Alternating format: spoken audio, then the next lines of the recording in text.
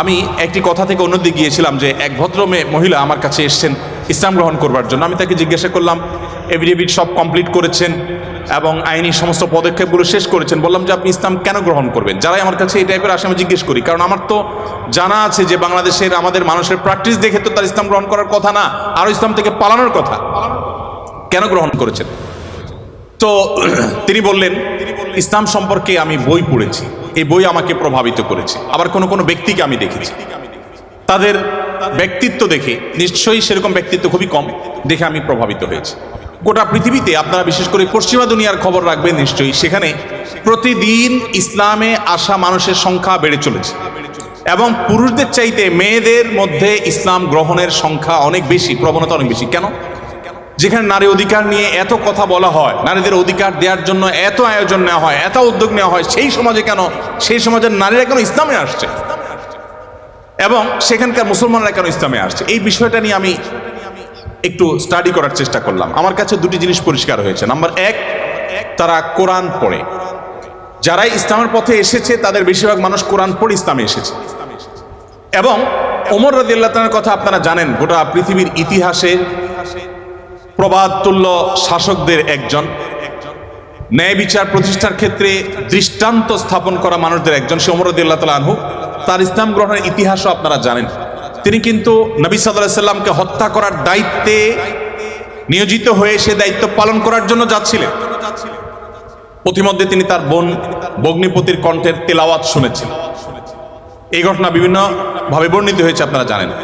সেই তেলাওয়াত তাকে এতটা প্রভাবিত করেছে যে তিনি হত্যার পরিবর্তে বরং মুহাম্মদ সাল্লাল্লাহু আলাইহি সাল্লামের কাছে হাত দিয়ে তার হাতে ইসলাম গ্রহণ করেছেন। তার মানে কোরআন সামান্য একটু শোনার পর তার ভিতরে এরকম প্রভাব পড়েছে। আপনাদেরকে আরেকটা গল্প শোনাতে চাই। তোফাইল ইবনে আমর আদ-দুসি একজন বড় মাপের কবি ছিলেন ইয়েমেনের। শুধু বড় মাপের নয়, আমরা জাতীয় কবি বলে, তখনকার জাতীয় কবির কালচার ভাবে ছিল না, যদি থাকতো হয়তো তিনি ইয়েমেনের জাতীয় কবি থাকতেন তখনকার। তোফাইল ইবনে আমর আদ-দুসি, দুস ওনার গোত্রের নাম। উনি যেহেতু বড় সাহিত্যিক এবং কবি ছিলেন এবং সেই সময়ে কবি সাহিত্যিকদের অনেক কদর ছিল, বড় বড় রাজদরবারগুলোতে কবি সাহিত্যিকদেরই পদচারণা সবচেয়ে বেশি ছিল এবং সবচেয়ে বড় পুরস্কারগুলো তারাই জিততেন। প্রশংসা করে রাজাদেরকে বিভিন্ন কবিতা, বিভিন্ন পংক্তি, বিভিন্ন লেখা এগুলো উপহার দিলেই পুরস্কার পেতেন। তো তোফাইল ইবনে আমর আদ-দুসি যেহেতু সাহিত্যিক ছিলেন, ভিআইপি ছিলেন, তিনি মক্কা উমরা করতে এসেছেন। মুহাম্মদ সাল্লাল্লাহু আলাইহি সাল্লাম তখন গোপনে ইসলাম এর দাওয়াত দিচ্ছেন। মক্কায় আসার পর তার বন্ধু বান্ধব যারা মক্কায় ছিলেন কবি সাহিত্যিক, তারা বললেন, দেখো আমাদের এখানে তো একটা লোক, তার কথা শুনলেই মানুষ তার জাদুতে আক্রান্ত হয়ে যায়, বাপদার ধর্ম ছেড়ে দেয়। তো তোমার ব্যাপারে আমরা আশঙ্কা করছি যে তুমি এরকম অবস্থার মধ্যে পড়তে পারো। তাহলে একটা বুদ্ধি হলো, তুমি কানের মধ্যে তুলো দিয়ে রাখো, দোনো কানের ফুটো এমনভাবে বন্ধ করে দাও যে তুমি ওমরা যখন করবা, তওয়াফ করবা, সাই করবা, এই টাইমে যাতে ওই ভদ্রলোকের কোনো কথা তোমার কানে না আসে, অ্যাটলিস্ট এই সময়টা তুমি এভাবে একটু পার করো। তিনি তাদের পরামর্শ অনুযায়ী দোনো কান বন্ধ করে ফেললেন এবং তিনি ওইভাবে কিন্তু ওমরার কাজ শেষ করলেন। একটা পর্যায়ে তার মনে হলো যে আমি এত বড় সাহিত্যিক মানুষ, বুদ্ধিজীবী মানুষ, পড়াশোনা করা মানুষ, একটা মানুষ কথা বলবে আর আমি গলে যাব, ভুলভাল বললেও আমি সেটা মেনে নিব, আমি তো এত অর্বাচীন না, আমাকে এত ভয় কেন পেতে হবে? তিনি কানের তুলোটুলো খুলে ফেলে দিন এবং এরপর তিনি হারামের কোন এক জায়গা থেকে কোরআনের কিছু আয়াতের অংশ বিশেষ তার কানে আসলো। আসার পর তিনি সাহিত্যিক মানুষ, বুঝলেন যে এটা তো এই মানের ভাষা, এই মানের সাহিত্য, এটা তো কোনো মানুষের রচনা হতে পারে না, বা এই ধরনের রচনা তো আমি আগে পড়ি নাই, এটা তো একটু ব্যতিক্রম মনে হচ্ছে। তিনি তখন মুহাম্মদ সাল্লাল্লাহু আলাইহি সাল্লামকে অনুসরণ করতে শুরু করলেন। পেয়ে গেলেন আলী রাদিয়াল্লাহু তাআলাকে, সম্ভবত আলীরই তেলাওয়াত শুনেছেন। তখন আলী রাদিয়াল্লাহু তাআলাকে বললেন, দেখো আমাকে তার কাছে নিয়ে যাও, মুশকিল হলো আমার বন্ধু বান্ধবরা দেখলে তো আমার জাত যাবে, বা তারা আমাকে এমন আছে টর্চারও করতে পারে, তাহলে এক কাজ করো, নিয়ে চলো। আলী রাদিয়াল্লাহু সামনে সামনে যাচ্ছেন, উনি পিছিয়ে পিছিয়ে যাচ্ছেন। যে পরে তিনি ইসলাম গ্রহণ করলেন এবং তিনি অনেক টর্চারের মুখোমুখি হলেন। তার মাধ্যমে ইয়েমেনে ইসলাম ঢুকে, প্রথম ব্যক্তি ইয়েমেন থেকে ইসলাম গ্রহণ করা। আমি আপনাকে 50টা ঘটনা শোনাতে পারবো যে মানুষগুলো ইসলাম গ্রহণ করেছেন শুধুমাত্র কোরআন স্টাডি করে, কোরআন পড়ে। আমি আপনাদেরকে আজকে আহ্বান করে যেতে চাই, বাই চান্স মুসলমান আমরা যারা আছি, আমরা একটু ইসলামটাকে বোঝার চেষ্টা করি, আমরা ইসলামটা একটু জানার চেষ্টা করি। আমরা অনেকে মনে করি কোরআন হাদিস এগুলো হুজুরদের সাবজেক্ট, এগুলো শুধু ওনারা পড়বেন, আমরা শুধুমাত্র হুজুরদের মুখের দিকে তাকিয়ে থাকবো আর শুনবো। আপনি সেই ধর্মের অনুসারী যে ধর্মের প্রথম নির্দেশ কিন্তু নামাজ পড়া নয়, যে ধর্মের প্রথম নির্দেশ কিন্তু রোজা রাখা নয়, যে ধর্মের প্রথম নির্দেশ হলো ইকরা, তুমি পড়ো। আপনি সেই ধর্মের মানুষ যেই ধর্মে আপনাকে জ্ঞান ভিত্তিক দিন আপনাকে গ্রহণ করতে বলা হয়েছে। আল্লাহ সুবহানাহু ওয়া তাআলা কোরআনে বলেছেন ফাআলাম আন্নাহু লা ইলাহা ইল্লাহ। ইমাম বুখারী রাহমাতুল্লাহ আলাইহি কোরআনের পর সবচেয়ে বড় বিশুদ্ধতম আপনার ব্যাখ্যা গ্রন্থ,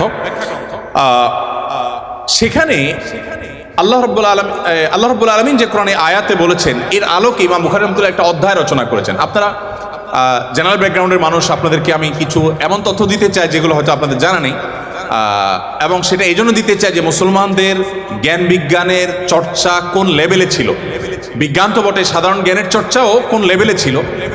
ইমাম বুখারী রাহমাতুল্লাহর যে বুখারী শরীফের কথা আপনারা শুনেন, এই বুখারী শরীফ এটার যে শুধু ইয়েগুলো আছে, টাইটেলগুলো আছে, অধ্যায় এবং পরিচ্ছদের যে শিরোনামগুলো আছে, শুধু এই শিরোনামগুলোর ব্যাখ্যায় ভারতবর্ষের লেখক আছে, সারা ওয়ার্ল্ডের অন্যান্যগুলো বাদই দিলাম, শাইখুল হাদিস জাকারিয়া রাহমাতুল্লাহ আলাইহি ভারতের সাহারানপুরের উত্তরপ্রদেশের, তার লেখা আত-তারাজম ওয়াল আবওয়াব আছে। আপনার এই টেবিলের এই মাথা থেকে মাথা পর্যন্ত হয়ে যাবে সবগুলো ভলিউম রাখলে। এতগুলো ভলিউম ভর্তি কিসে? শুধুমাত্র সহিহ বুখারীর শুধুমাত্র যে টাইটেল বা শিরোনাম আছে তার ব্যাখ্যা। এবং এগুলো এতটা একাডেমিক এবং এতটাই আপনার ডিপ নলেজের বিষয় এবং এলমি বিষয়, একাডেমিক বিষয়, যে আপনি যদি এখানে প্রবেশ করেন তাহলে আপনি এটার ভেতরে শুধু ঢুকতেই থাকবেন এবং সামনে আগতে থাকবেন। এটা আমাদের ঐতিহ্য। যাই হোক, তো ইমাম বুখারী রাহমাতুল্লাহ আলাইহির একটা অধ্যায়ের শিরোনাম ছিল এরকম যে তিনি লিখেছেন বাবুল কাউলি বিল ইলমি, বাবুল ইলমি ক্বাবলাল কাউলি ওয়াল আমালি বি। অর্থাৎ সে অধ্যায় এখানে রচনা করা হচ্ছে যে অধ্যায়ে প্রমাণ করা হবে ইসলাম কোনো কথা বলবার আগে, কোনো কাজ করবার আগে মানুষকে সেটা জানার নির্দেশ করে। অর্থাৎ আগে জ্ঞান অর্জন করো, তারপরে তুমি করো। ইভেন আল্লাহ সুবহানাহু ওয়া তাআলা কোরআনে বলছেন ফাআলাম আন্নাহু লা ইলাহা ইল্লাহ, আল্লাহ ছাড়া সত্যিকারের ইবাদতের উপযুক্ত আর কেউ নেই, এই কথার জ্ঞান তুমি অর্জন করো। দেখুন, আল্লাহ সুবহানাহু ওয়া তাআলা কিন্তু বিশ্বাসের কথাটাই বলছেন, কিন্তু জ্ঞান দিয়ে বলছেন। তার মানে তুমি জানো কেন আল্লাহ ছাড়া সত্যিকারের কেউ ইবাদতের উপযুক্ত থাকতে পারে না, কেন একাধিক স্রষ্টা থাকতে পারে না, কেন তুমি সেই জিনিসটা জানার চেষ্টা করো। কেন বলতে আমি এখানে আল্লাহ সুবহানাহু ওয়া তাআলা দর্শন জানতে নির্দেশ করেছেন তা নয়, আল্লাহ বলেছেন যে এই বিষয়ের স্বচ্ছ ধারণা এবং ইলম যেন আমাদের মধ্যে আসে। কিন্তু দুঃখজনক, আমরা কোরআন পড়ি না, আর পড়লেও বুঝে পড়ি না। পৃথিবীতে সবচেয়ে বেশি পাঠ করা হয় যে গ্রন্থ সেটা কোরআন। কোরআনের চাইতে বেশি পাঠ করা হয় সর্বযুগে সর্বকালে এরকম আরেকটি গ্রন্থ পৃথিবীতে নেই যে এত বেশি পরিমাণে পাঠ করা হয়। আর দুঃখজনক সত্য এটাও যে পৃথিবীতে না বুঝে পাঠ করার ক্ষেত্রে কোরআনের চাইতে আর বিকল্প বা আরেকটা গ্রন্থ আপনি খুঁজে পাবেন না। কোরআনই একমাত্র গ্রন্থ যে আমরা মুসলমানরা সেটাকে না বুঝেই শুধুমাত্র পড়ি। হ্যাঁ, কোরআন না বুঝে পড়লেও আপনি সওয়াব পাবেন, এটা একটা কাজ হবে। না বুঝে পড়লে কি লাভ হবে আমরা অনেকে বলি। আজকাল আপনারা জানেন অনেক টেকনোলজি আবিষ্কার হয়েছে, আপনারা টেকনোলজির লোক, যে একটা সিম্পল জিনিস আমাদের সবার হাতে হাতে আছে, স্মার্টফোন।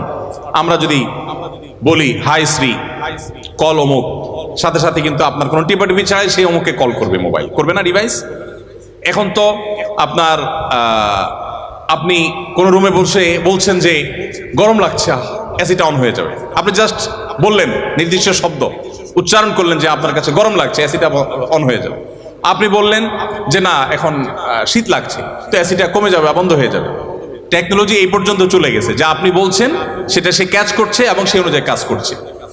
তো এই যদি টেকনোলজির কারামতি হয় তাহলে কোরআন আপনি পাঠ করছেন, এমনকি এমনও হতে পারে কোনো মানুষ কিছু নির্দিষ্ট ওয়ার্ড উচ্চারণ করছে, সেটা মিনিং বুঝে না, কিন্তু ওই ডিভাইস তার মিনিং বা ওই যন্ত্র তার মিনিংটা বুঝে এবং সেটা সে ক্যাচ করে কাজও করে ফেলেছে। সে কিন্তু যা বলেছে নিজেও বুঝে নাই, তারপরও কাজ করেছে।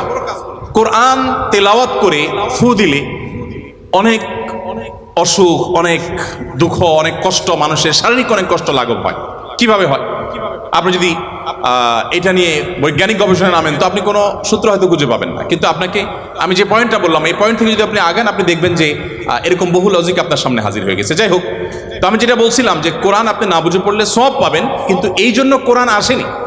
আল্লাহ সুবহানাহু ওয়া তাআলা কোরআনে বিভিন্ন জায়গায় বলেছেন লিয়াদাব্বারু আয়াতি, এই কোরআন দেয়া হয়েছে তোমাদেরকে যাতে করে এর আয়াতগুলো নিয়ে তোমরা গবেষণা করো, তোমরা যাতে ভাবো, তোমরা যাতে চিন্তা করো, তোমরা যাতে ভাবনার জগতে প্রবেশ করো। তো এই কোরআন ভাবনা বা গবেষণা তো অনেক পরের কথা, এর কথামালা তো আমাকে আগে বুঝতে হবে। আমি আজকে অনুষ্ঠানের মাধ্যমে আপনাদের সবাইকে উদাত্ত আহ্বান রাখতে চাই, আসুন কোরআন শুরু থেকে শেষ পর্যন্ত একবার অন্তত পুরো কোরআনটা আপনি ধীরে ধীরে অল্প অল্প করে 5টি আয়াত করে 10টি আয়াত করে আপনি পড়ুন এবং বোঝার চেষ্টা করুন। কোন একজন সাহাবী বলেছেন শুধু সূরা বাকারা পড়তে তার কয়েক বছর লেগেছে। আমরা তো 2-3 দিনে কোরআন খতম দিয়ে ফেলতে পারি, তাই না? তার শুধু সূরা বাকারা পড়তে টানা কয়েক বছর সময় লেগেছে। কি করেছেন তিনি? প্রতিটা আয়াত পড়েছেন, এ সম্পর্কে জেনেছেন, ভেবেছেন, এখান থেকে তার নেয়ার কি আছে সেটা নিয়েছেন, নিজের মতো ইমপ্লিমেন্ট করেছেন, দেন তিনি সামনে অগ্রসর হয়েছেন। এভাবে এগোতে গিয়ে তার একটা সূরা শেষ করতে কয়েক বছর সময় লেগে গেছে। কোথায় আমাদের কোরআন অধ্যয়ন?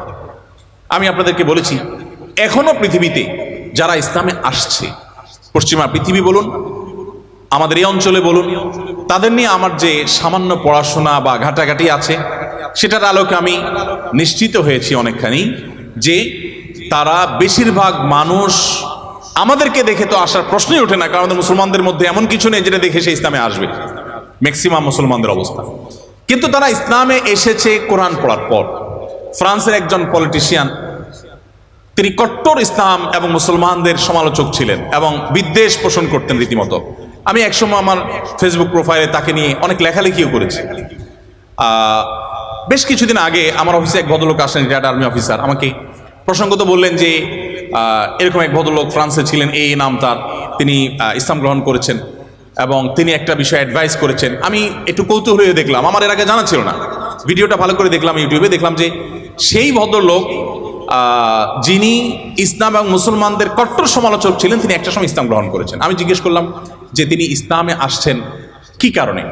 তো তার বক্তব্যই শুনলাম, তিনি বলছেন যে আমি ইসলাম এবং মুসলমানদের ত্রুটি ধরার জন্য আমি কোরআন পড়া শুরু করলাম। কোরআন পড়তে পড়তে পড়তে আমি যতই এর ভেতরে প্রবেশ করলাম, ততই আমি কোরআনের কাছে সারেন্ডার করতে বাধ্য হলাম, আমি কোরআনের কাছে নিজেকে সমর্পণ করতে বাধ্য হলাম। তো আলহামদুলিল্লাহ, তিনি যেভাবে ইসলাম গ্রহণ করেছেন এবং আলোকিত হয়েছেন কোরআন দ্বারায়, আমার বিশ্বাস আমরা যদি অ্যাজ এ মুসলিম আমরা পড়াশোনা করি, মুসলিম হই, আমরা বুঝে শুনে মুসলিম হই, আমাদের ইসলাম গ্রহণটা যদি বাই চান্স না হয়ে বাই চয়েস হয়, অর্থাৎ আমরা জেনে শুনে মুসলমান হই, তাহলে সেটা আমাদেরকে অনেক বেশি উপকার দিবে। আপনারা অনেকে জানেন কবরে বা আপনার আলমে বারজাক, কবর না বলে বলতে পারি আমরা আলমে বারজাক, মৃত্যুর পরবর্তী যে জগৎ, সেখানে মানুষের দেহাবশেষ যেখানে যে অবস্থায় থাকে সেখানে কিছু প্রশ্ন হবে। এই প্রশ্নের মধ্যে শেষ সম্পূরক প্রশ্ন থাকবে, মা আলামাকা ও মা আদরাকা, তুমি কোত্থেকে জানলে, কিভাবে জানলে? তার মানে ইসলাম চায় আমি যা জানবো ইসলামের কথা, সেটাও জ্ঞান ভিত্তিক জানবো এবং গ্রন্থভিত্তিক জানবো, জেনে শুনে আমি বিশ্বাস করবো। আল্লাহ আমাদেরকে সেই তৌফিক দান করুন।